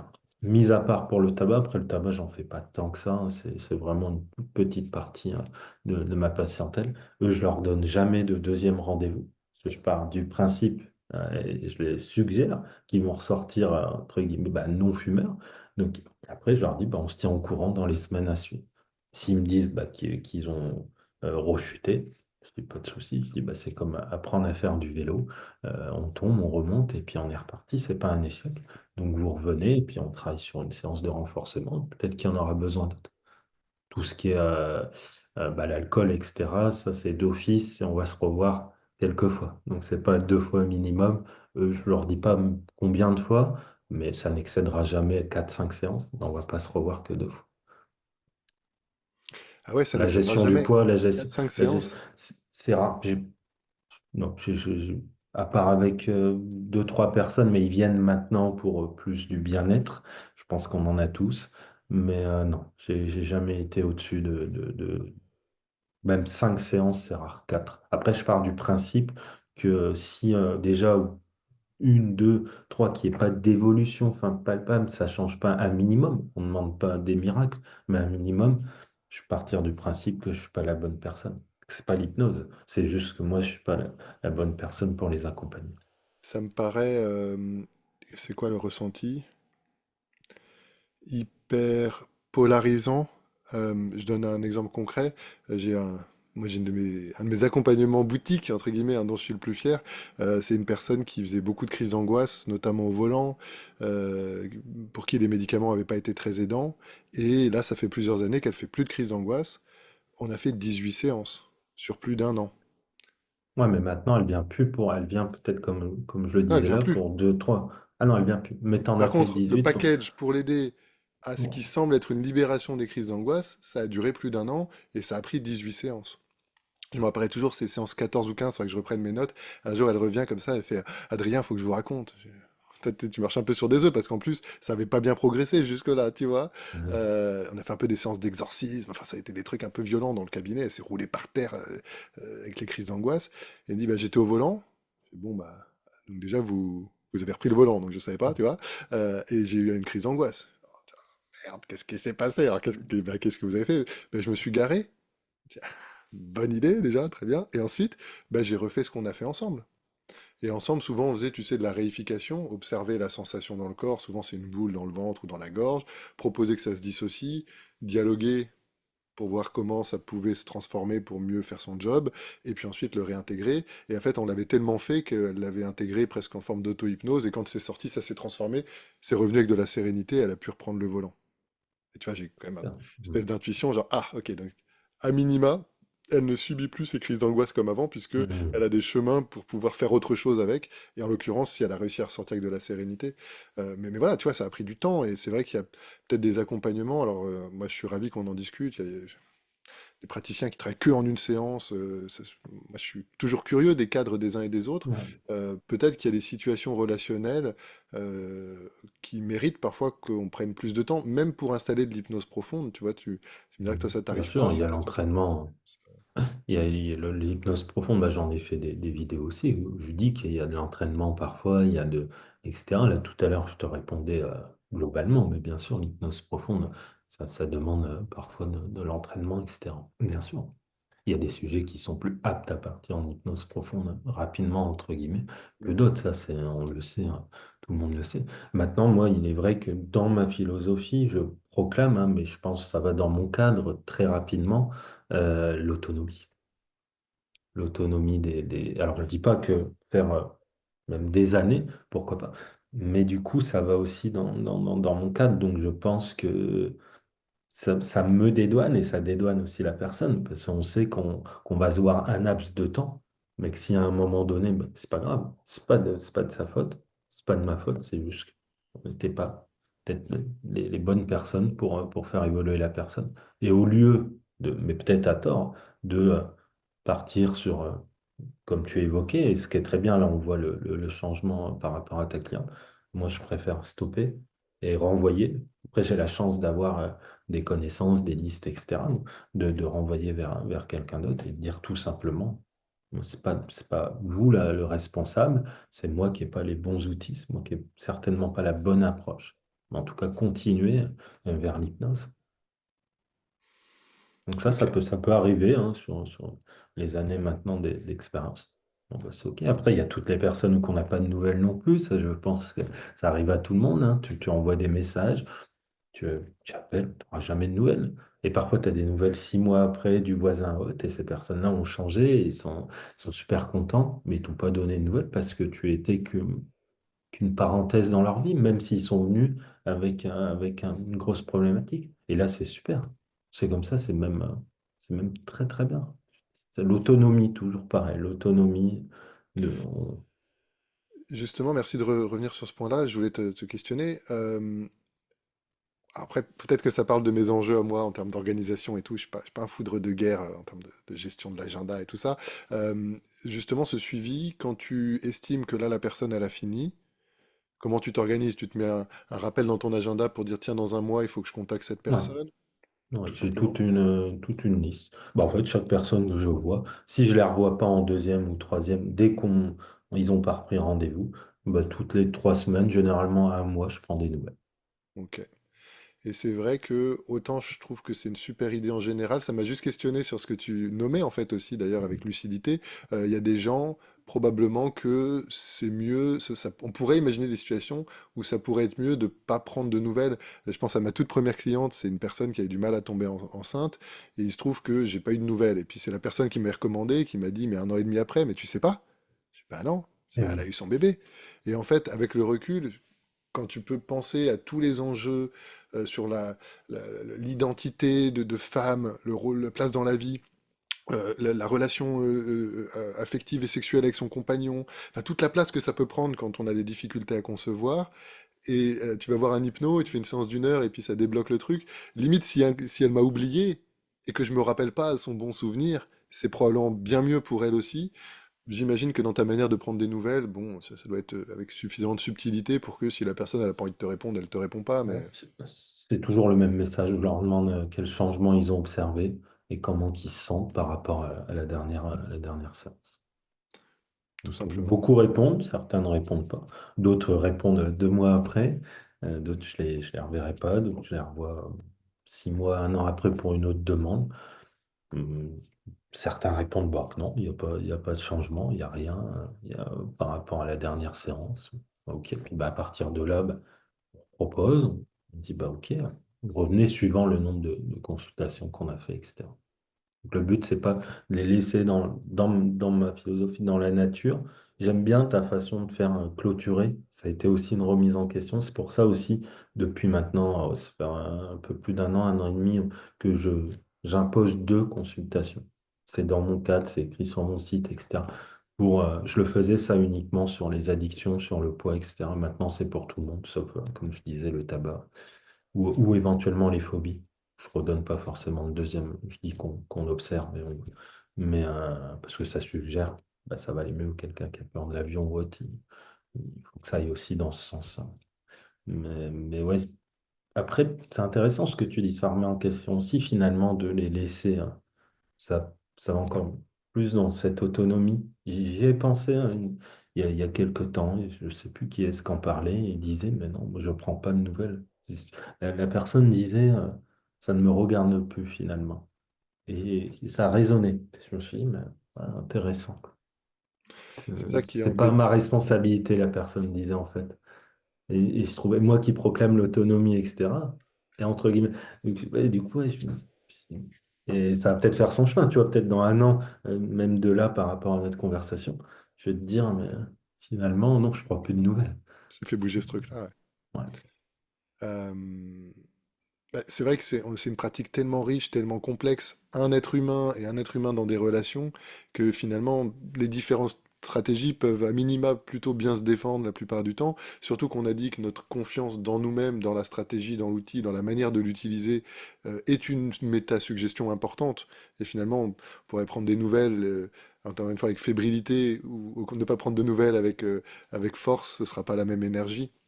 C'est vrai que moi, au tout début de ma pratique, je me rappelle, c'était plutôt une séance ou peu de séances, pas de nouvelles, et j'avais cette expression un peu de les laisser dans la nature.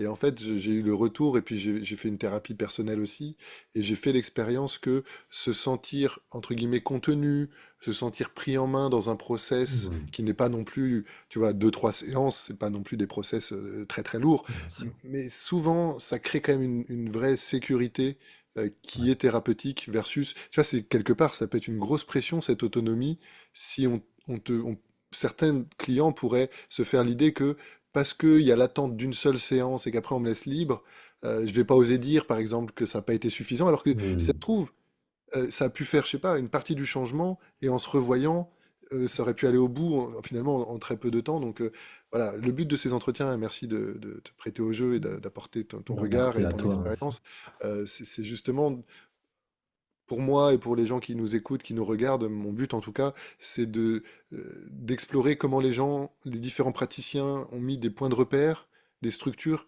qui sont vivantes, c'est ce que tu dis. Même Eh oui. les entretiens que j'ai faits m'ont aussi fait déjà changer, moi, dans ma pratique. Donc tout ça est vivant. Et le but, c'est qu'on s'enrichisse les uns les autres avec bah, ce qui marche bien dans notre expérience et puis de s'autoriser à se challenger pour avancer, quoi. C'est là que c'est intéressant, je te le dis, ta façon de faire sur la séance de clôture. Moi, quand tu en as parlé, au début, ça a mûri, tu vois, ça fait des années que tu en parles maintenant.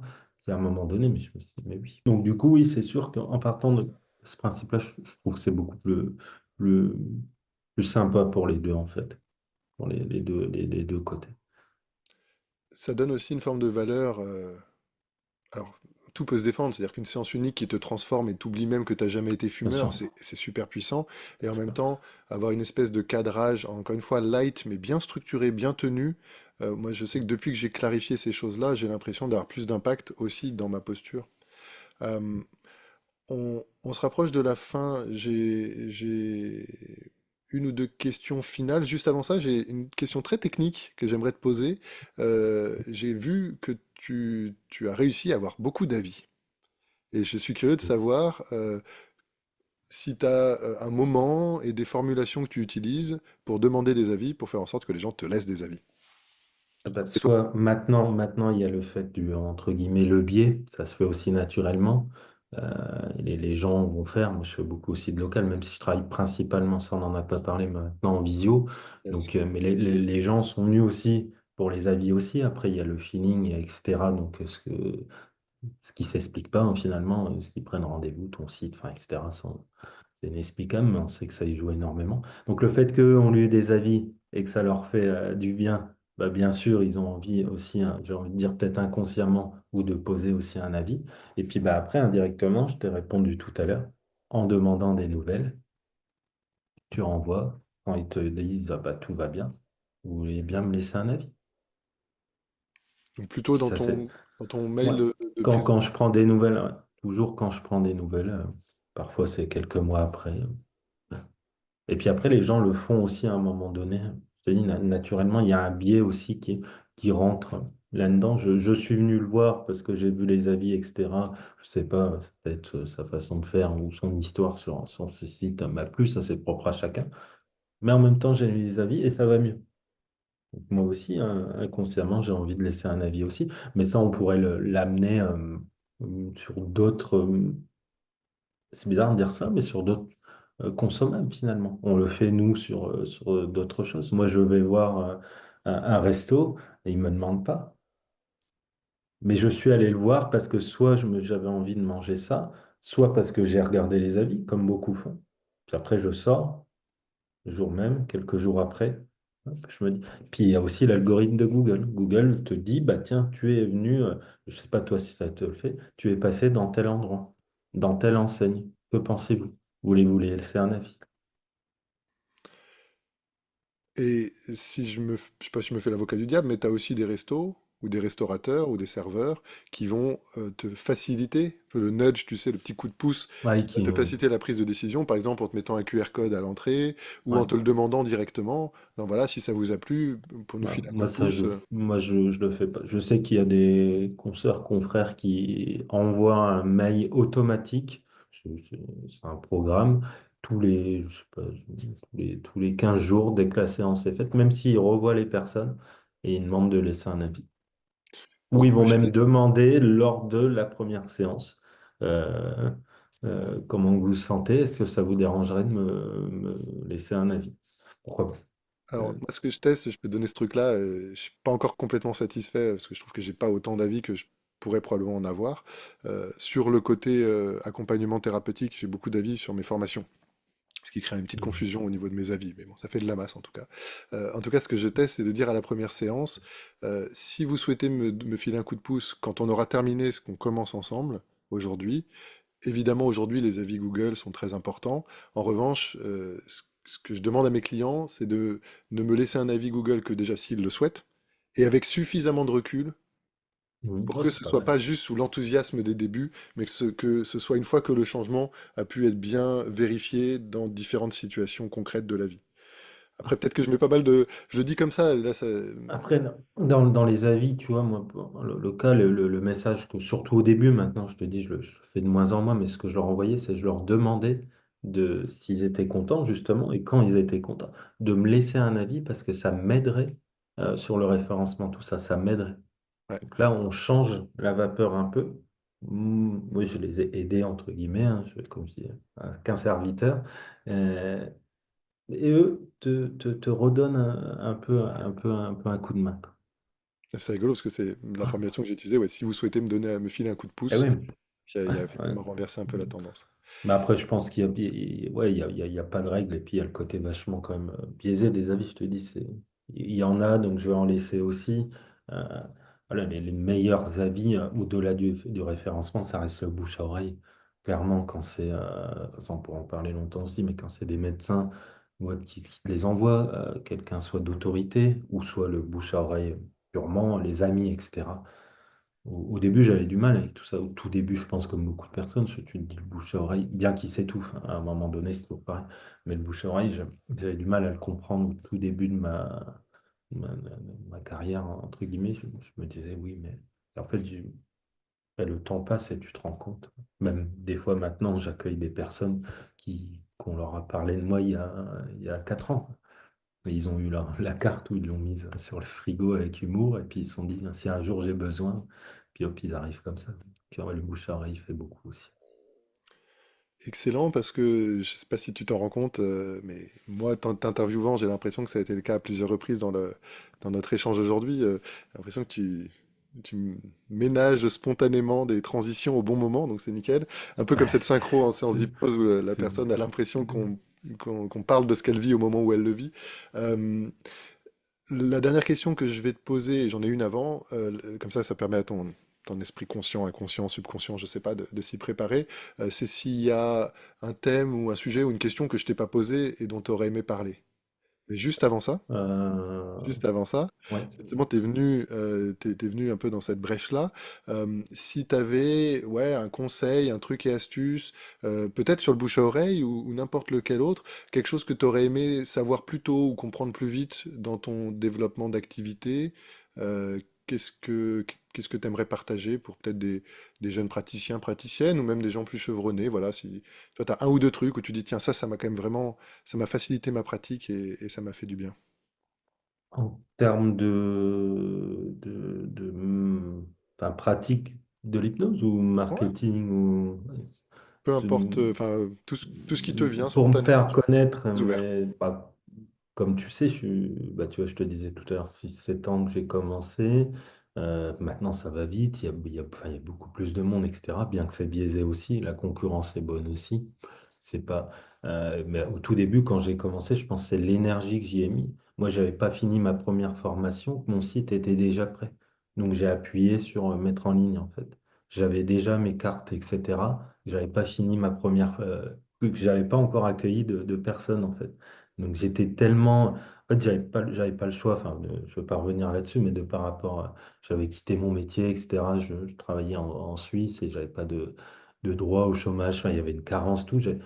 Il fallait que j'en vive, en fait. Donc dès le début, je dis parfois avec humour que je l'ai kidnappé, à l'époque, le monde de l'hypnose. Moi, je suis allé voir tous les médecins, très peu m'ont accueilli. Quand je les voyais pas, j'avais une lettre type que je donnais au secrétaire qui voulait bien me la prendre. Je mettais dans les boîtes aux lettres. Bien sûr, au début, marketing sur Facebook.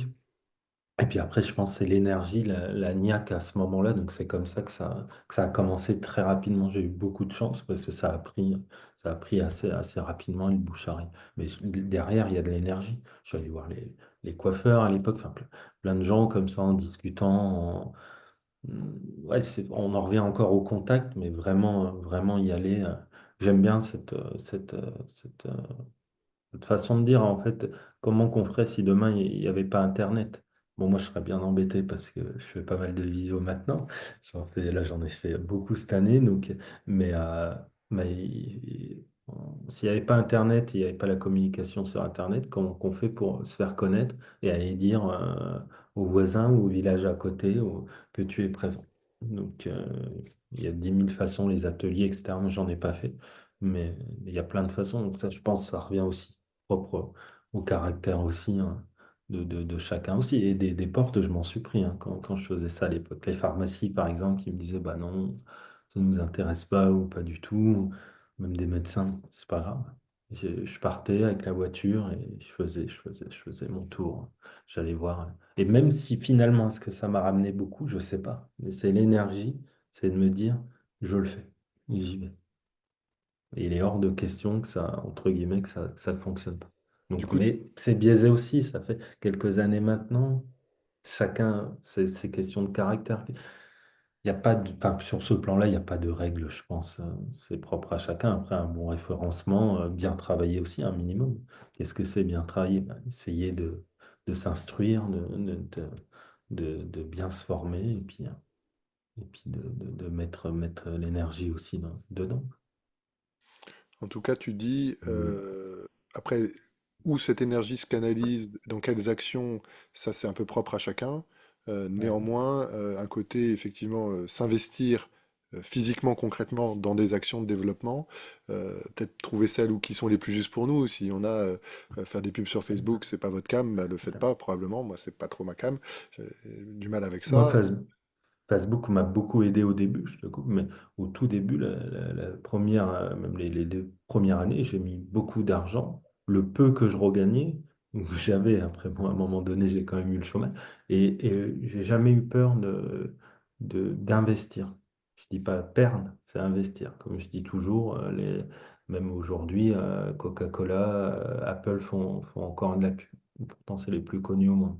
Donc, c'est à l'époque, maintenant je le fais plus, mais j'y pense de temps en temps. Là, je recherche justement quelqu'un, parce que j'ai plus la personne, etc. Mais de dire, moi, c'est pas mon taf, prends ce qu'il y a à prendre, et puis on y va, on avance. Et moi, je me concentre sur. Après, encore une fois, ça dépend de plein de facteurs, hein, de facteur familial, facteur de l'envie d'entreprendre aussi. Si on est pareil, ça, on pourrait en faire un sujet pendant le temps. On est des entrepreneurs aussi, donc ça, faut pas l'oublier non plus. Je pense qu'il y a des personnes qui sont un peu plus, pas douées, mais plus peut-être des prédispositions à, à entreprendre, à être seul aussi, parce qu'on est seul. C'est un métier, ça on n'en a pas parlé non plus, mais on pourra en parler. C'est un métier de solitaire. On en revient au début, la street, etc. Ça amène aussi, justement, sortir du cabinet aussi. Les réseaux sociaux, comme tu fais là, les interviews, etc. Ça, ça peut peser aussi. Et je pense qu'à un certain moment, dans tout processus, ça pèse à un certain moment. On se dit, moi, je suis incapable de se dire dans 5 mois combien que je vais gagner. Alors, je le sais par rapport à mes autres années, bien évidemment, à peu près. Mais, mais ça, c'est pas donné à tout le monde de vivre comme ça aussi. C'est une certaine pression aussi. Ça dépend, les vies familiales, c'est comme le salaire. Qu'est-ce qu'un salaire dans notre métier? Quelqu'un avec 2 000 € peut bien vivre suivant où il est, suivant ses envies, que d'autres personnes avec 5 000, ils n'auront pas assez. C'est pas parce qu'ils sont dépensiers, c'est juste par rapport à la configuration de leur foyer, etc. Donc, peut-être des crédits ou tout. Donc c'est très, très abstrait aussi, tout ça. Chaque profil est différent aussi. Du coup, je suis parti un peu plus loin, Ouais, mais mais là, c'est parce que bien, c'est ça, bien. c'est vrai que c'est des sujets qu'on n'aborde pas forcément souvent, ces sujets-là. Mais Et du coup, ce que enfin, tu nous qu'on dis, aborde. Hein. Oui, vas-y, en, vas-y. en filigrane, c'est soyez à l'écoute de qui vous êtes, mettez de l'énergie, des actions, investissez-vous, investissez dans votre Ouais, développement. Et j'entends ouais. aussi, et ça c'était, on l'avait vu dans le podcast qu'on Bien avait fait. s'entourer, bien euh, se faire entourer. ok, cool. Donc notamment peut-être des gens qui vont être plus experts dans de la communication. Et justement, il y avait un Ouais, peu les deux manières de développer son activité. La première, qui est probablement la plus essentielle, selon moi, c'est ce que tu disais aussi, c'est développer de la compétence. continuer de s'améliorer, être Ouais, meilleur. C'est ouais, ça qui crée le bon bouche-oreille. C'est quand les gens ils sont ouais. contents du travail. Et la deuxième, qui est peut-être plus dans l'air du temps à certains égards, c'est être un bon communicant ou s'entourer de bons Mm. communicants. Et effectivement, on peut imaginer qu'il y a des schémas où, enfin, en tout cas, trouver le bon dosage entre la compétence et la communication.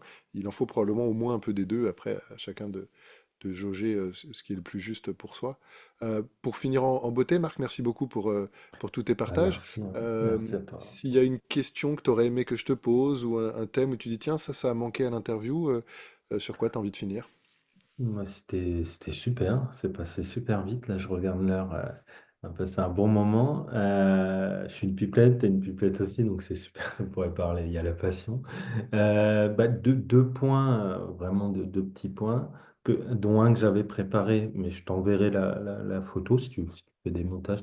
Les livres, que tu m'as pas posé la question, qui peut être quel livre, par exemple, j'aurais pu suggérer. Ça, c'est toujours Ah bah super, intéressant. ouais, ça fait partie des conseils. Mais, et puis un deuxième point, c'est entre guillemets quels sont mes projets. Donc ça, j'en parle depuis longtemps, mais j'en parle là et j'espère que je vais le faire normalement cet hiver, hein, les premiers en Suisse, c'est de faire, et ça rejoint finalement le tout début, de faire des représentations en salle sous forme de cabinet public, mais à ma sauce en fait.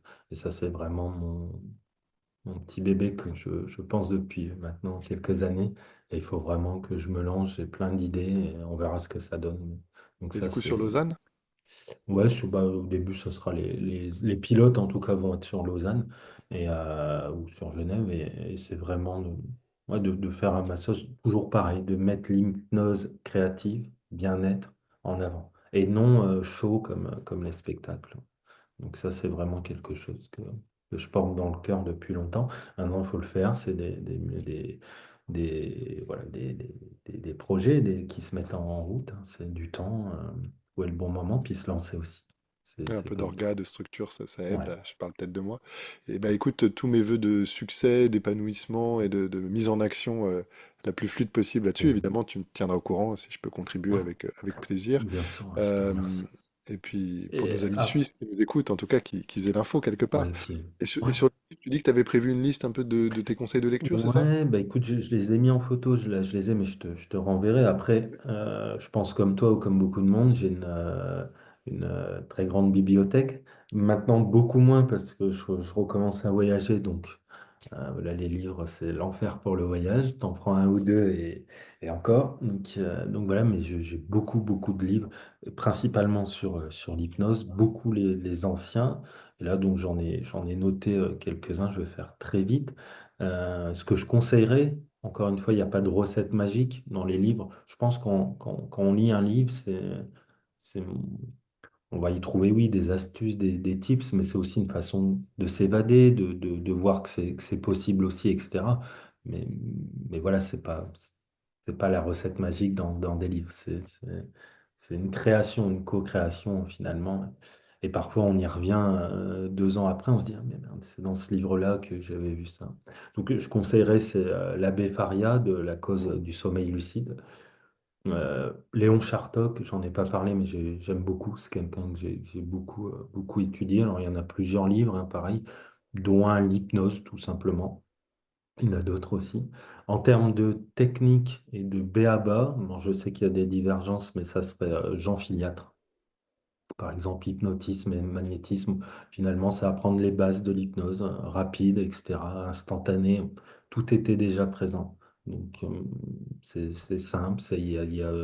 Dans certains, il y a même des photographies, etc., qui t'expliquent les inductions, tout ça. Il y a rien de plus simple. Après, quelqu'un que j'aime beaucoup, docteur Dominique Maiglé. Minglé, mais je ne sais pas comment que ça se prend. Par exemple, bon, lui, il en a plein, mais bah, tous, je les conseille quasiment tous. En l'occurrence, là, le traumatisme mental, j'aime bien. C'est un petit livre, mais qui est ouais, vraiment sympa. Le Photoshop Pierre mental, Jeanne, et puis c'est quoi son acronyme de la ville là? C'est l'équivalent de ça fait l'EMDR ou du longtemps. MOTMO. Ok. Euh, Alors, ça fait longtemps que je l'ai lu. Enfin, je l'ai lu. Il est sorti il y a je deux crois ans, que je crois. c'est Mesmay. MESMAY. Mais il y a un truc de mouvement oculaire des yeux. Enfin bref, mais il s'est fait Ok, son mais, acronyme à lui, et il y a ouais, une ville qui mais- s'appelle Mesmay en Belgique, je crois. Bref. Donc oui, Dominique Maiglé, très bien, effectivement. Il a plusieurs livres, hein, je les conseille tous.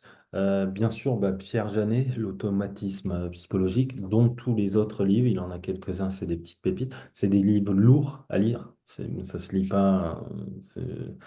Euh, à la différence peut-être de Mengele où c'est différent, mais là, Pierre Janet, c'est lourd. Donc, il faut le digérer, il faut le laisser parfois de côté, s'y reprendre.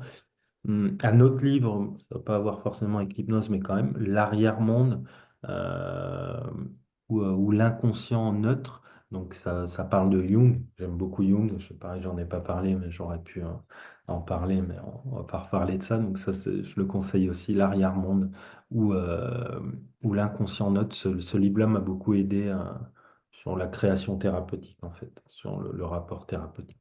Après, bon, j'en ai pas dit, hein, mais un autre, Charles Lafontaine, pareil, bah, l'art de magnétiser, le magnétisme animal et l'hypnose, entre guillemets, là on en revient à l'hypnose ancestrale. Lafontaine, c'est quelqu'un à connaître.